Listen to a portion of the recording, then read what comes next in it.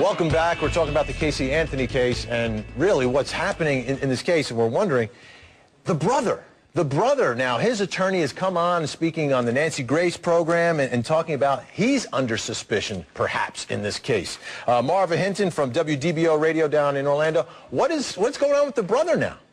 Well, Lee's attorney is saying that he believes that his client might be charged in connection with this case. He says Florida has very broad laws when it comes to impeding an investigation. He's mentioned things such as obstruction of justice as well as aiding and abetting, and he's worried that Lee could be charged. So he says he's consulting with Lee, giving Lee advice about what he should say and should not say to investigators. But he also says Lee has been fully cooperating with the investigation. Now, the sheriff's office does say they have been looking into some of Lee's activities, and they say he has not been cooperating fully. All right, law enforcement analyst Mike Brooks, how about this? Lee Anthony, what's the purpose of going after him? Well, you know, as I just said, they better start cooperating. You know, we heard early on that Lee, Grandma Cindy and George were going to go have a polygraph test, and Lee talked them out of it. And so they voluntary. You don't have to take a polygraph test where the FBI wants to give you one. You know, and what other things?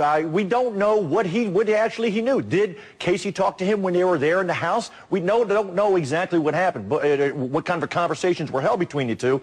But you know, there is a possibility if he doesn't start cooperating and telling them everything he knows, he could be charged. All right, Pam Bondi, Florida State Attorney. How do you obstruct justice down in Florida? What does he have to do? What could he potentially have done in this case? Well, there are two potential charges here.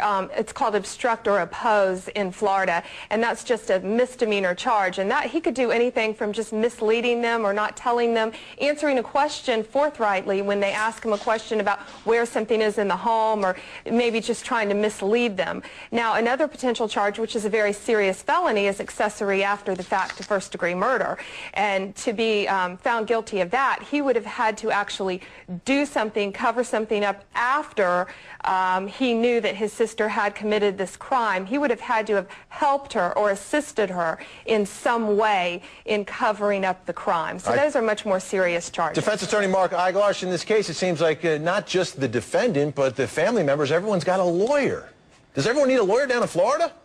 You don't, but when you have one of the most high-profile cases of this decade, and everybody on every evening talk show is potentially a suspect, you know, everybody lawyers up. The reality is, and I always like to take it back to basics, no matter how much you focus on all the Anthony family, it comes down to what evidence do we have, and I know you've heard it from me, Mike Brooks, many times. I'm still waiting for the answer. What evidence do we have that this was aggravated child abuse? That's what they've alleged here, Pam Bondi. What evidence do they have that this was aggravated child abuse and that the child died in the course of the aggravated child abuse? We haven't heard it yet. That's why there is reasonable doubt as to the body's remains. Was the tape there? Was it not? You know, these are the issues. All right, Mark Eiglarsh, Marva Hinton, thanks so much for helping us out here. Mike and Pam, thank you as well. Mike, I'll speak with you a little bit later. Now, one of the teens convicted in the so-called Gina 6 case is in the hospital. According to a police report, Michael Bell attempted suicide because he was tired of all the media attention. Prime News correspondent Virginia Cha has more. Virginia? Yeah, Vinny, police say 18-year-old Bell was arrested for shoplifting last week. They say he shot himself in the chest at his grandmother's house last night. He is now recovering in the hospital. His mother and grandmother told police that since that arrest, he'd been saying he didn't feel he could live anymore.